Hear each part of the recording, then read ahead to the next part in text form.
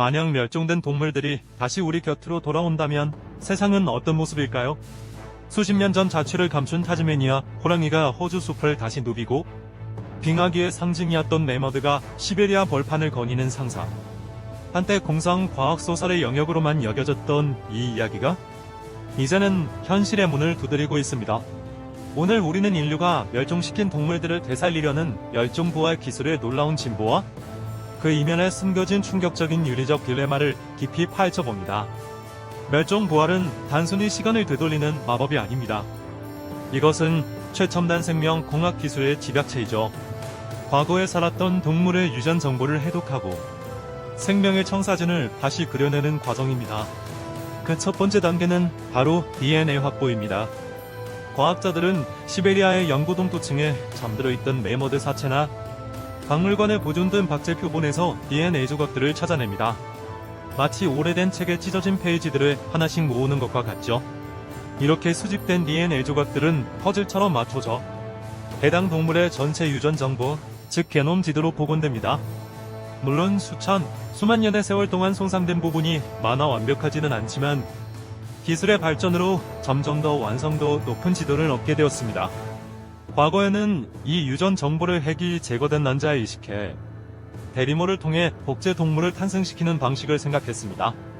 마치 복제형 돌리를 만들었던 것처럼 말이죠. 하지만 이 방법은 성공률이 매우 낮고 기술적으로도 매우 까다롭습니다. 바로 이때 생명공학의 역사를 바꾼 혁명적인 도구 크리스퍼 유전자 가위가 등장합니다. 크리스퍼는 DNA의 특정 부분을 매우 정교하게 잘라내고 그 자리에 새로운 유전자를 붙여 넣을 수 있는 기술입니다. 이 기술을 이용하면 멸종 동물의 DNA를 통째로 복제할 필요가 없습니다. 대신 멸종 동물과 가장 가까운 현존하는 친척의 DNA를 편집하는 거죠. 예를 들어 아시아 코끼리의 배아 DNA에서 추위에 약한 유전자를 잘라내고 그 자리에 매머드의 두꺼운 털, 두꺼운 지방층, 작은 귀와 관련된 유전자를 삽입하는 겁니다. 이렇게 탄생한 개체는 엄밀히 말해 매머드가 아니라 매머드의 핵심 특징을 가진 하이브리드 코끼리가 됩니다. 멸종 부활의 대표 주자로 꼽히는 탈매머드 프로젝트가 바로 이 방식을 목표로 하고 있습니다. 미국의 생명과학 기업 콜로살 바이오사이언스는 수백만 달러의 투자를 유치하며 이 야심찬 계획을 이끌고 있습니다.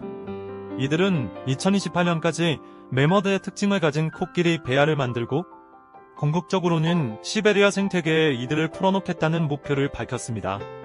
매머드만큼이나 많은 관심을 받는 또 다른 후보는 타즈메이니아 호랑이 또는 틸라신으로 불리는 동물입니다. 늑대와 비슷한 외모의 호랑이 같은 줄무늬를 가진 이 유대류 동물은 1936년 마지막 개체가 동물원에서 죽으며 공식적으로 멸종했습니다. 틸라신은 멸종된 지 100년이 채 되지 않았고 알코올에 담긴 새끼 표본 등 보존 상태가 좋은 DNA 샘플이 많습니다. 덕분에 매머드보다 유전체 복원 작업이 상대적으로 수월할 것으로 기대되죠. 호주의 한 연구팀은 틸라신과 유전적으로 가장 가까운 주머니 고양이가 동물 눈배체 DNA를 편집해 틸라신을 부활시키는 프로젝트를 진행 중입니다. 하지만 멸종 부활의 역사를 이야기할 때 성공이자 동시에 비극이었던 한 사례를 빼놓을 수 없습니다. 바로 스페인의 피레네 산맥에 살았던 야생 염소 부카르도의 이야기입니다. 2000년 1월 마지막 부카르도였던 셀리아가 쓰러진 나무에 깔려 죽으면서 부카르도는 지구상에서 완전히 사라졌습니다. 하지만 과학자들은 셀리아가 죽기 몇 달 전 그녀의 피부세포를 채취해 냉동 보관해뒀죠. 그리고 2003년 연구팀은 이 세포를 이용해 역사상 최초로 멸종동물을 복제해내는 데 성공합니다. 셀리아의 유전자를 가진 새끼가 대리모 염소의 배를 통해 태어난 것입니다. 전 세계가 환호했지만 그 기쁨은 단 7분 만에 끝났습니다. 새끼는 심각한 폐기형으로 태어나 숨을 제대로 쉬지 못하고 금방 죽고 말았습니다. 부카르도의 짧은 부활은 멸종 부활 기술의 가능성과 함께 그것이 마주한 거대한 기술적, 윤리적 장벽을 동시에 보여주었습니다. 한때 북미 대륙의 하늘을 뒤덮을 정도로 많았지만 무분별한 사냥으로 사라진 나그네 비둘기 역시 부활 후보로 거론되지만 비슷한 질문을 던지게 합니다. 기술이 발전해 건강한 개체를 만들어내는 데 성공했다고 가정해봅시다. 그것이 과연 해피엔딩을 의미할까요? 여기서부터 우리는 기술의 영역을 넘어 더 깊고 어두운 윤리의 숲으로 들어가게 됩니다. 가장 큰 우려는 바로 생태계 교란입니다. 수만 년 혹은 수십 년 동안 사라졌던 동물이 갑자기 나타난다면 현대의 생태계는 큰 혼란에 빠질 수 있습니다. 마치 강력한 외래종이 유입되는 것과 같은 효과를 낼 수 있죠. 부활한 동물들은 기존 동물들과 먹이나 서식지를 두고 경쟁할 것입니다. 예를 들어 메마드는 엄청난 양의 풀을 먹어치워 술록이나 다른 초식동물의 생존을 위협할 수 있습니다. 또한 고대의 미생물이나 바이러스를 함께 부활시켜 현대 동물들에게 치명적인 새로운 질병을 퍼뜨릴 위험도 존재합니다. 부활한 동물 자체의 동물복지 또한 심각한 문제입니다. 실험실에서 태어난 최초의 메머드는 세상에 단 하나뿐인 존재일 겁니다.